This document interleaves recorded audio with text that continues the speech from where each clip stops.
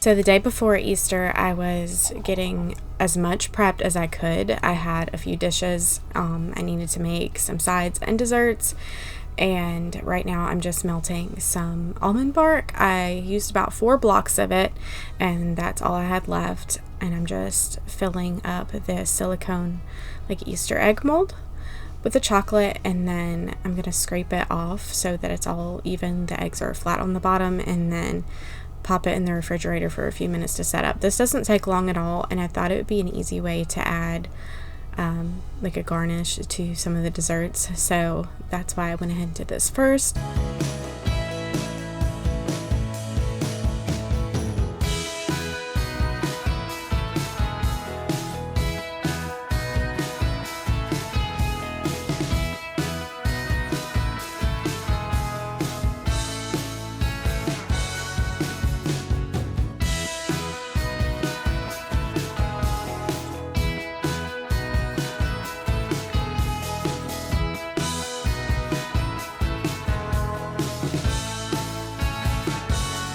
So the first dessert I'm working on is actually like a vanilla dirt dessert, and if you don't know what dirt dessert is, it's basically pudding, Cool Whip, or whipped cream, and then Oreos.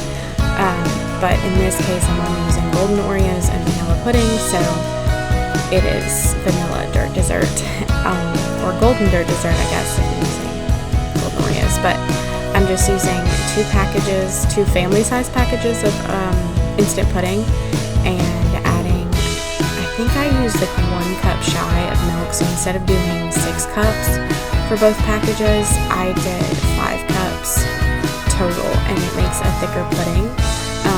If it's a little bit lumpy, it's okay, because it's not really lumpy after it sits and after you mix either Cool Whip or whipped cream with it. And then I had heavy whipping cream, so instead of going out and buying a package of Cool Whip, which isn't great for you anyway, not that any of this is, but you know, it's a dessert, so it's okay.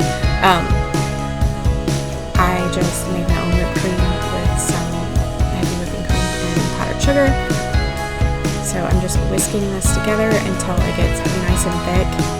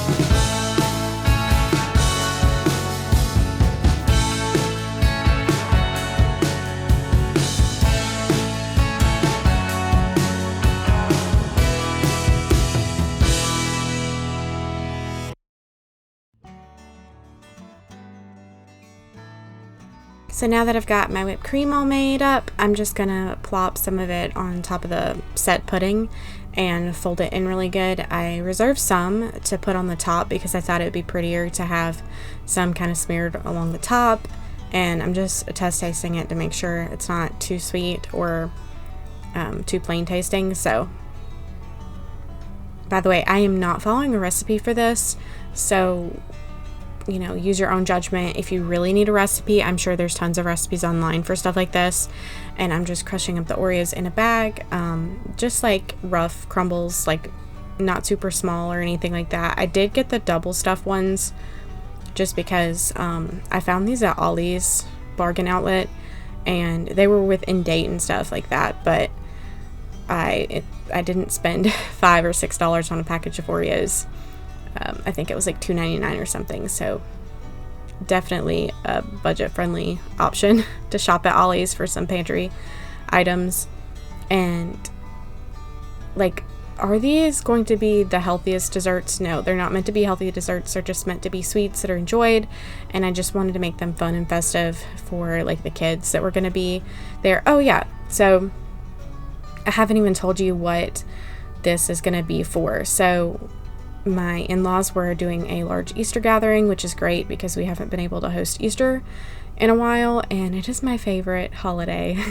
It is my favorite to host, and although I'm not in the position to be hosting right now, this is it's one of my favorite things to cook for. So I made a few desserts, and you'll also see me make some side dishes and stuff, but that's what it's for. So this is for a large family gathering. This is not just for a handful of people. So if you have a large gathering that you're going to this spring, or a lot of these dishes can be used during the summer too, they're great for that. So I use some of the golden Oreos to decorate the rim of it, and then I just placed the chocolate eggs all around the edge of the pudding. I think I got this mold maybe at Walmart or Hobby Lobby. I think it's Wilton brand. The next dessert that I was going to get prepped the day ahead was these chocolate chip cookies. So y'all know I like to scoop these out and keep them in my freezer, freeze them like separately on a sheet pan, and then put them in a Ziploc bag and they don't stick together. So I baked 10, and then you'll see what I do with them in a minute. So fresh out of the oven, I'm just going to take these M&Ms, and I had separated them out because you have to do this right when they're hot out of the oven, otherwise the cookies like kind of firm up. They sort of form like a skin, or I don't really know how else to explain it, on the top of the cookie, so it's hard to push in the M&Ms and make them stay put if you wait too long. So even just like 2 minutes later, these were harder to push in, or less than that. So basically I'm taking 3 M&Ms that are the same color and then making a bunny shape with like the head and the ears, and they look really cute. I was really happy with these, and so these were like one of those things where it was really easy to throw together because I already had the cookie dough in my freezer, and this was just, visually appealing.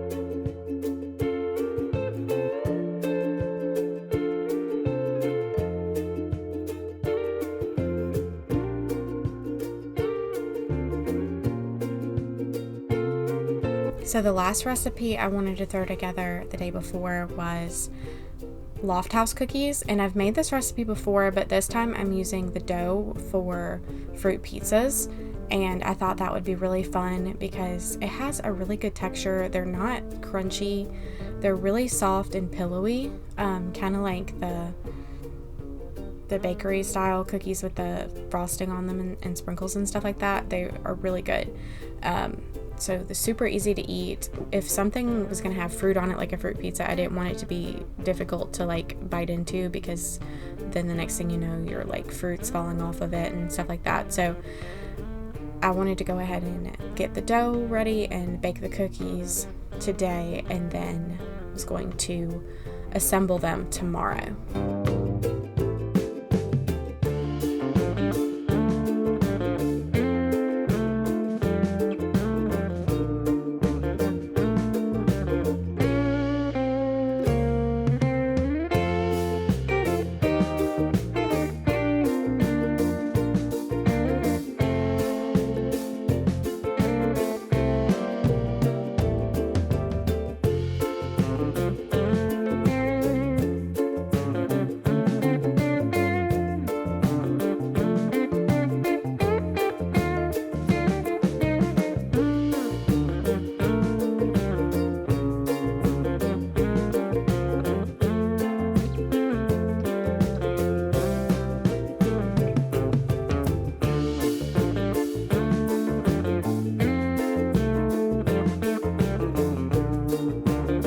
this dough is meant to be refrigerated for an hour or longer and then like scooped out. So I had to work around that. I still refrigerated it. I refrigerated it a lot longer than an hour because I needed to rest. I wasn't feeling very well on this day, so I did that, and then I put a lot of flour down on the surface to try to make it a little bit more substantial. That way it held its shape whenever I used a cookie cutter.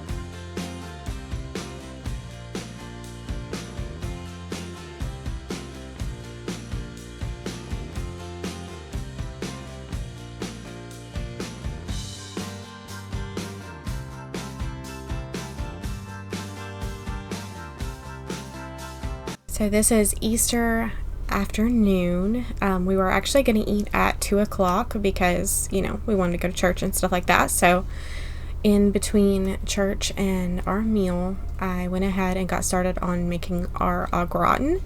I do have a printed recipe out for this. I didn't fly by the seat of my pants on this one. In fact, all of the recipes will be in the description box below. So I always put them there. Just make sure you check if you want to know how I did these recipes. Anyway, so I'm slicing up a few pounds of red potatoes, and then I'm going to get started on making the cheesy sauce. So I take 3 tablespoons of butter, melt it in the pan, and then 3 tablespoons of flour, give or take, and then kind of whisk it together. And then after the flour cooks for a little bit, you add in some milk. I believe it was 2 cups, and then you add in some heavy cream, and then you keep stirring that until it comes to a boil and thickens a little bit. And make sure you add your spoonful of garlic in there too. I think I left that out, but y'all saw me add it. And then you're going to let it thicken and then add your cheese, and of course a good portion of salt, because the potatoes are going to be able to handle a lot of salt. So if you leave that out, if you don't add enough salt, they'll be very bland. Okay, and then I'm adding like a 1/4 cup of Parmesan cheese. I keep this in my freezer because I get the big container at Sam's Club, and sometimes it goes moldy before we can use it. So it's a dry cheese anyway. I just started keeping it in my freezer. Anyway, and then I had some freshly shredded sharp cheddar cheese, and I'm putting most of that in here, stirring it up real good, and then I'm gonna assemble everything. So I just grease my pan really good with some avocado oil.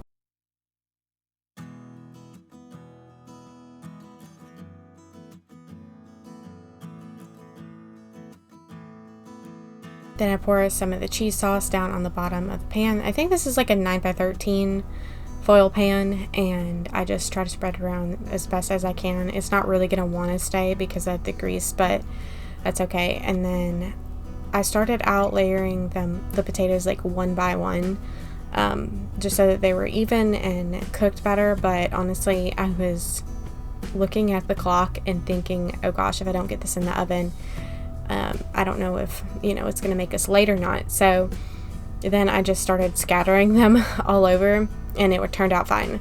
So this recipe calls for you to bake it at 350 for an hour. I think I baked mine for like an hour and 30 minutes, hour and 45 minutes, and it wasn't a very deep dish. Like, it was enough, but what I'm getting at is that au gratin a lot of times takes a really long time to bake, so I was a little bit nervous about it only being at 350 degrees, but everything turned out fine. I baked it covered for a while and then uncovered it, just to evaporate some of the moisture in it because it was a little bit liquidy. So I needed to throw together some biscuits, but in order to do that, I needed to make some baking powder, and I'll also have that recipe down below, but it's super easy to throw together. You only need a couple of things, and then I just pop it in this container and then shake it all up, and then I add it to my all-purpose flour, and it essentially makes self-rising flour.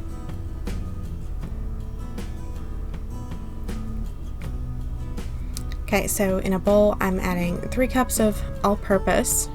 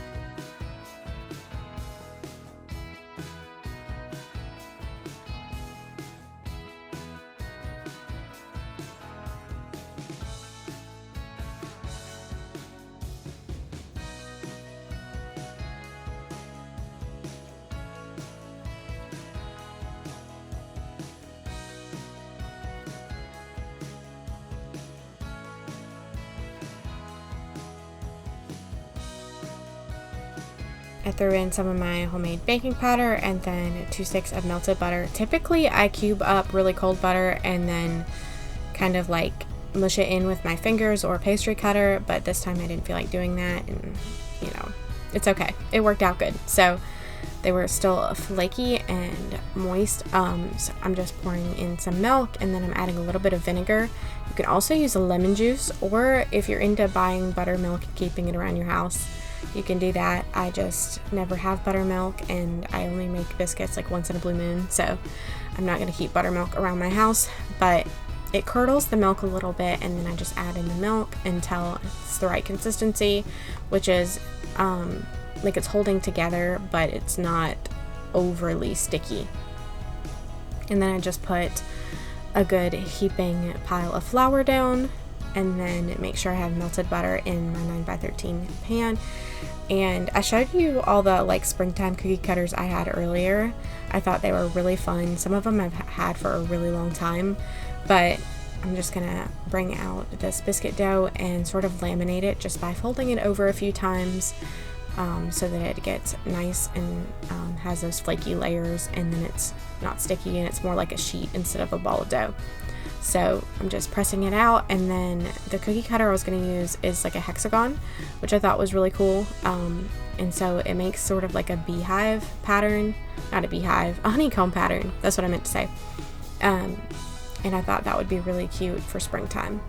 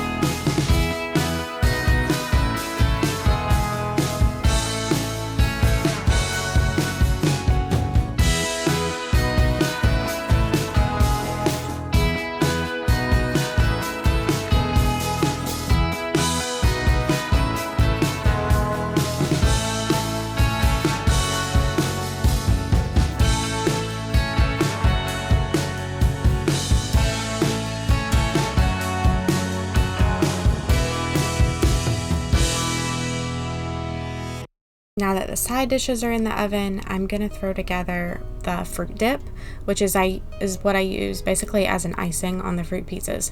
So it's 8 ounces of softened cream cheese. I left mine out like early in the morning, and then it still wasn't soft enough whenever I got back, so I microwaved it for a few seconds. And then you add about 8 ounces of marshmallow fluff. So as you know, marshmallow fluff is really sticky. Well, I think I licked my finger after opening the jar of marshmallow fluff because it was a brand new jar, and I have some on the corner of my mouth. So if you could just ignore that, that'd be great. And now I'm just cutting up all the fruit for this. Of course, this is way more cantaloupe than I could ever need to decorate fruit pizzas, so I just chunked it up and then put it in a glass dish to keep it in the fridge for me to eat throughout the week.